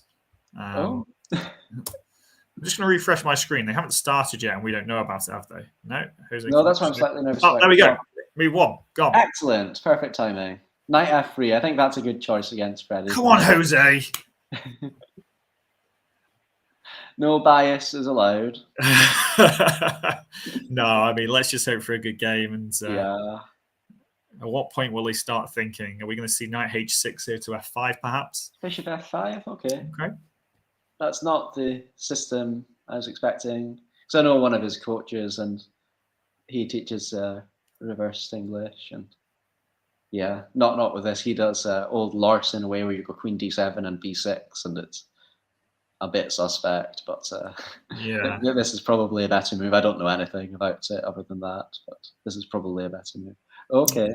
Maybe just going. I mean, would you ever play Bishop H3 here? Would you ever recommend something like that? I mean, I've seen, who is it? Suttles is this Canadian IM who's got a couple of really interesting books about him, and one of the systems Nakamura has copied from him is you put the Queen on C1 and the Bishop on D2. Or the Queen on C8 and the Bishop on D7 against the English, and just deliberately to swap off those? Is that? And it seems to work well for Naka and Blitz anyway. But it's almost like well for Suttles. Quite a caveman-like, no subtlety behind it. Just line them up, shoot it down, and swap it off. And Chess on the Edge. That's the name of the books. And it's just absurd, the kind of things Sussels does, pieces on all sorts of very, very odd squares in the opening. And he's a strong IM back in the days when strong IM was, top 100 in the world almost. It's, he's a very interesting player. You should definitely check out some of his games. I'm trying to think what the famous ones were, but he was a bit of a Canadian Basman, that kind of style, but perhaps a bit stronger. No, about the same probably. Yeah. So I don't know what's going on here. I mean, these ones are just too intricate for little old me. Yeah, I mean, I don't know the individual kind of like nuances of the position, but I assume both players are going to try and play b4 or b5 at some point, and they both get in roughly about the same time, and then they swap off some pawns, and it's going to be quite a slow, long, perfect for a classical game, 4 or 5 hour game, really. But we can't have that, so something's going to have to give. Somehow White's seeming slightly more coordinated to me. He's using the g5 square, which is weak, whereas Black's not used the g4 yet. But I don't know. I mean, maybe Black's got this idea of going knight g4, knight e5. I guess he's also got to watch out for this e4 move at some point. Maybe even e4, e5 is possible. So Freddie's just got a bit more to think about. But on the other hand, Freddie's getting in b5 first. And White's played rook e1 to prevent bishop h3/bishop h6. I don't know how much of a tempo that is. Is bishop h6 a useful idea for White yet? I don't know. So White's gone b4. So I guess if Black goes b5, White will trade and play b4 himself. And what's that like? I think it's more coordinated for White. White's got this idea of going e4 and d4. I just think White's slightly more coordinated, but really, I guess it's anybody's game. This is exactly what happened. I guess in Blitz, you just have to make sure that you're not actually losing anything. And as long as you're not losing anything, then you're going to be okay. And you've got a chance when the time starts ticking down below a minute. That's always true. Yeah. As long as you're still in the game, you've got a chance to do something with it. And so knight d4, okay, that's an interesting choice because a3 is going to be weak if you take. I quite like that move actually. Yeah, I think. But I suppose the a file's hard to trade. What were you saying? Sorry, John. Sorry, I just want to flick over to Mark Hebden's game if that's okay, because he's. I think he's got something going pretty well. Oh, this looks dynamic. Yeah. This looks pretty. I'm not liking that king on f8 for Alfie. It's a bit risky, yeah. It's definitely very risky. Bishop e8 is not a move you want to play, but maybe it has to. Well, it's walking into kind of bishop takes e6, e5 type ideas. Yeah. Or not necessarily straight away, but e5 first is the simple way to do it. 30 seconds left. It's this is gone, I think. Yeah, and maybe even this game as well. I'm not too sure, not 100%. Johnny Payne against Jacob Boswell against Johnny Payne. Okay, still lots going on here, isn't there? Yeah, but that light square on f5 is just sorts off the light square bishop's knight f5 happens, and then swap the. Would you swap the e3 bishop off for the knight on f4? Only if you could persuade Black to do it, then yeah. But not if you have to do it, because then you're opening that e takes f4 is probably quite annoying. G takes true. f4 might be annoying sometimes, but I wouldn't do it. The other reason is that the knight's not going anywhere, so you can take it anytime. But I think Johnny's looking a bit worse here. Okay, I think something big has happened though on Freddie versus the Battle of Scotland v Wales. Yeah. Freddie's, what has happened here? How did this mess arise? Why is e5 not good? I think e5 is good. I think that's the problem. Yeah. Oh no. No, Jose. Scotland is just so much better than Wales. And this is the proof, is it? Is this the proof? It is. Not the fact that you've got numerous grandmasters and we haven't got any. They're all starting to retire. Colin McNabb has just retired from Quality Chess now. It's a shame. But, has he? Yeah. Okay, so Jose saves his bishop, so he's still in this game. Advantage on the clock. He's got a minute 40, I believe. Yeah, now he's doomed. Well, he's gonna crush this. F5, F4 kind of stuff. Yeah, that kind of thing. It looks good. And Freddie's very nicely coordinated as well. Yeah. F5, F4. You don't necessarily have to rush with f5, f4. Although, yeah, he's not rushed. Okay. Okay, so what is it? It's 2 clear pawns. No, it's 1 clear pawn, technically. Yeah, and permanent king safety. Well, you do have to be a little bit careful not to the side could kind of be bad for black. I don't know. You swap pieces off here. You still have a chance here at this moment in time. You're still in it. Nah, you don't think so? You yeah. think it's over? You think it's gone? Yeah, no, I'm half teasing, but I do think that this is a very large. It's not like a +1 pawn. It's like a it's huge. Pawn. That bishop on g4 moves out of the way, and the queen comes in. And it's going to be very, very scary. Yeah, there's all sorts of things like that as well. But you can also just focus on the center and the queen side. I think white just needs to chuck in a4 and just hope. Yeah, that might be something to do. Yeah, bishop e3. Takes and queen a7. That's one way to do it. Queen a7 is swapping off nicely. Yeah. Has to be a little bit careful not to lose b5, but yeah, it happens. Nice exchange of queens there, but this is still not easy. Well, a3's. Oh, have I made the same mistake? Yeah, you might get that, but this is I'm regretting it now. But bishop d7. Okay, bishop f5, that's a much nicer way to do it. Yeah, this is quite bad. He always beats me in blitz. No, this is quite easy now, I think. I mean, yeah, you've got lots of moves to do it in, haven't you? But you've got to play it quickly. And yeah, but you can also play a few quick moves. Bishop d4 and king e6, and just tidy up, and then go for the win. Hit h4 and then try and play g5. There's no rush. White can't really, and bishop e1 just there's bishop d8 check, so it's not quite. But yeah, this is another. Can't play bishop d8. It's gone. Very clean by Freddie. Very clean. Okay. This is not the kind of thing that you survive against Freddie. There are juniors that you would survive it against, but Freddie is not one of them. No, this is over. Yeah, very very nice technique from Freddie. Yeah.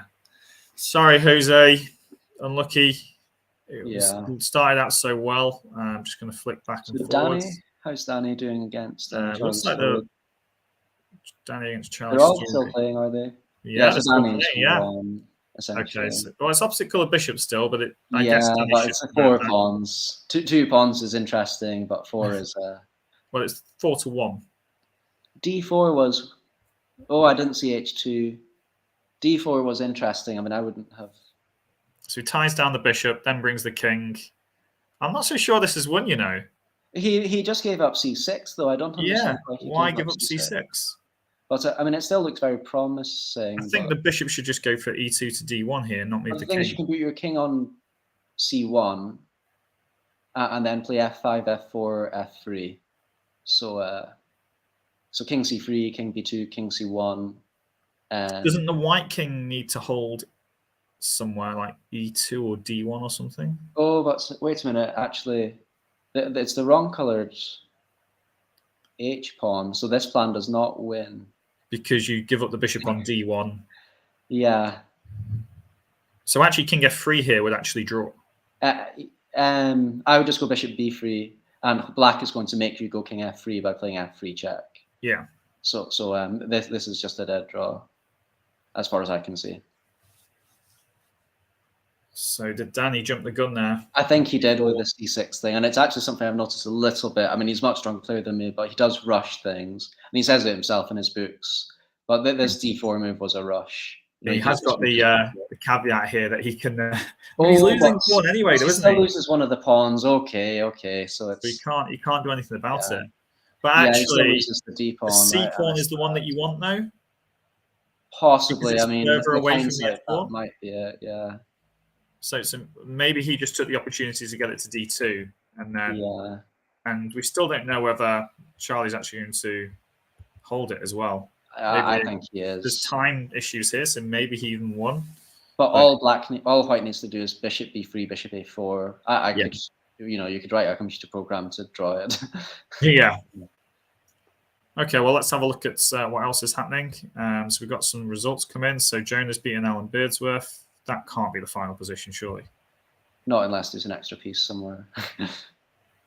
No, I mean, it looks promising for whites in blitz anyway. Maybe time there as well. I doubt it. I don't know what's happened there.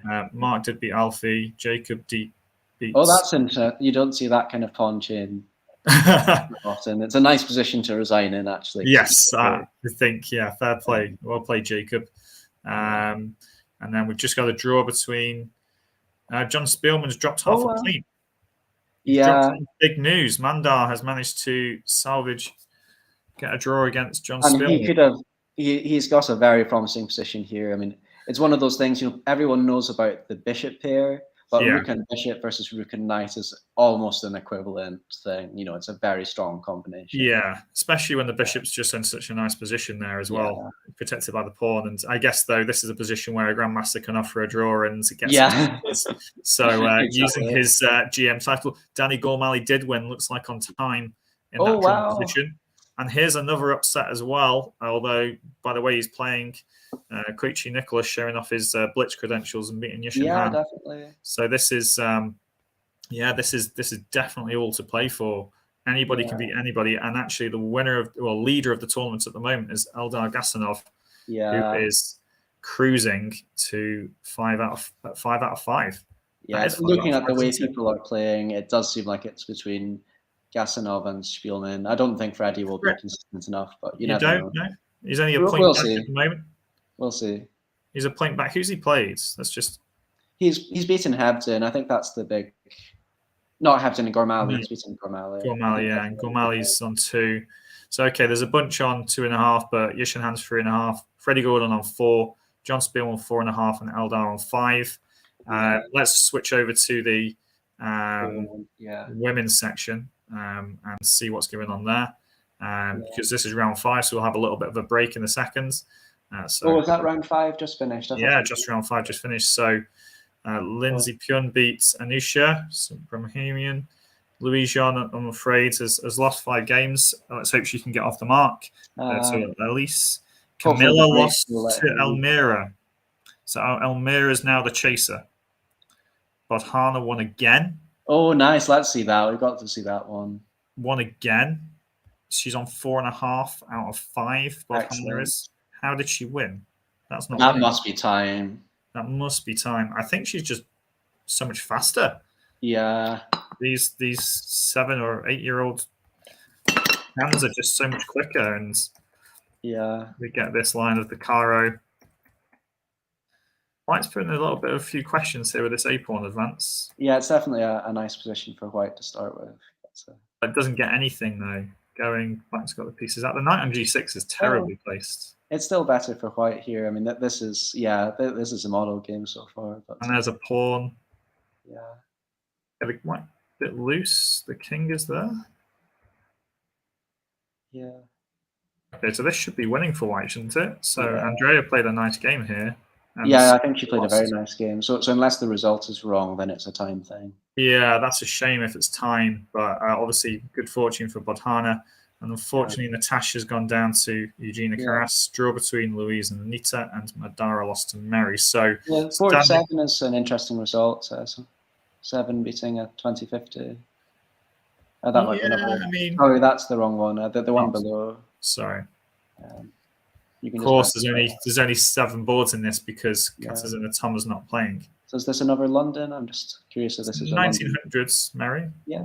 Madara. And that's a Blitz rating, so that could be 200 points low. I've noticed the Blitz ratings are quite low in general. Just why FIDE added points to them all recently. Yeah, of course. Yeah, they did add loads of points. You've got all these juniors rated 2,300 or whatever it might be, and their Blitz ratings are 1,100. Yeah, weird game. I mean, playing the Dutch against these kind of D4 sidelines, and especially the side like the. Rook takes H6 here. Yeah, that's it. Rook takes H6 was going to be mate. Yeah. But you just win the bishop instead, so. Yeah, I mean, it's hard to argue with that, I guess. Yeah. That's checkmate's always good. Yeah, and then game over there. This is done very cleanly as well. Yeah, very, very fair. So, Bodhana leading, Elmira the main chaser. Yeah. But she's not played Elmira yet. Yeah, that's good. And she's So got Louise next. they match up in when do Badhana and Elmira play? If I can get my cursor to go over it, they play in the second to the last round. Oh, round excellent! 14, Excellent. right towards the end. Wow. Yeah. So that's going to be an interesting matchup. But And I'm yeah, interested to see. Sorry, you go on. Sorry, just saying that people on 3 points, there's quite a big group of them, actually, isn't there? So there's 5 players on 3 points who could, if they win a few games in a row, they could start challenging towards the top as well. And one of them is 3 out of 4. So Mary Gregorian, I think, is actually on 4 out of 5. Oh, really? Of course, if she's won this game, then yeah, she will be. Yeah. Unless, no, she's had a bye because she would have missed her out because when they play against Katarzyna. Ah, okay. So actually, she will be on 4 due to the bye, but everybody else will have a bye to catch up. Yeah, okay. So it's 3 out of 4. So hard to know however that makes a difference. Yeah, definitely. Well, right. That's a good point. I need to nip to the loo. Yeah, fair enough. I'll a few minutes. Yeah, I'll just go off stream as well. And is it now we've got a break? When do we? Yeah. So when's the next round? Let's have a look when the next round is. So English Chess Federation. 2:15. 2:15. Okay. So I'll probably come back in about 10-15 minutes, and we can maybe have a look at what's going on there. But I need to sort out some stream stuff as well. So yeah, that's what I'll probably be working on. But I'm just going to I'll mute myself and stop my video for now, and we'll come back in 15 minutes time. Okay. Okay. See you then, Hamish. Yes. See you. I'm logging off too, or muting.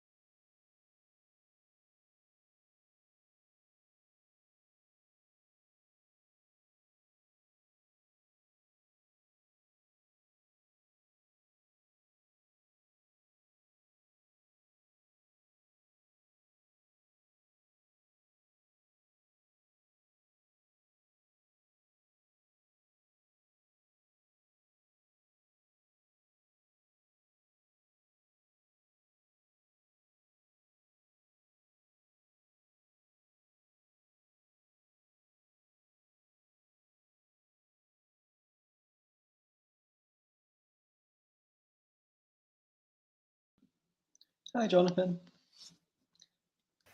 Hi there, Hamish. Welcome back. Yeah. Well, I was just looking through all those games. Some really interesting games in the previous round. Really? Anything interesting take your fancy? What was the... I liked seeing Danny Gormali's Rukan game that he lost. I don't know, I always like Rukan games. Who was that against? Jonah Willow. I mean, I've checked with the table base, so I've kind of got unfair information. Well, Yeah. I don't know the final one that he lost, but yeah. I don't know, I just always find these things quite interesting. Hasn't he won this one? Oh, no, we lost this one. Okay, I see. Yeah, so he must be a bit tilted, because I don't think he'd have lost that one normally, to be honest. But if you go back about 10 moves, it's where it starts being interesting. Well, this is still interesting, and yeah. Oh, wow. Okay, so yeah, this is crazy, isn't it? So yeah. Because it might seem so uneventful with not very many pieces on the board, but actually there's so much going on here. For sure, yeah. Because the king gets cut off. Now, I'm pretty sure here, hasn't white got time to go rook b1, rook b3, rook d3? Oh, no, king e5 and then king d5. So rook b3, king e5, rook d3, then you can just take and go king d5? Yeah. Oh, hang on. So maybe this is the way then. So rook b3, king e5, rook e3 check. Rook e4? And then king d2. Yeah, I think this is a decent way to play. Also, rook b1, I think. Rook b1, yeah, but rook b1, king e5 or something like that. Yeah. I do wonder that maybe the block on the third rank is maybe a bit better than because it's a bit simpler, but rook b1 also draws, I think. Yeah. Can you go rook d1 after that? Takes. So what's the line? Sorry. No, I'm not sure. So I think your rook b3 one's the simple way to play. Okay. These ones are very tricky, though. You know, Yeah. I've seen lots of people lose these kind of things. Yeah. Yeah. I want to just try something with the stream, Hamish. Yeah, sure. That's okay. So I've got an idea. I'm not so sure. So if anybody is watching, please search again because I'm going to end the stream and restart it and see if I can try and link in with the event that I created earlier. But if we do go off and it does go off for you, if you just search for English Chess Federation, you'll be able to see us there live. Anyway, so you found us once, you'll be able to find us again. So we'll hopefully see you in a second. Hang on a minute.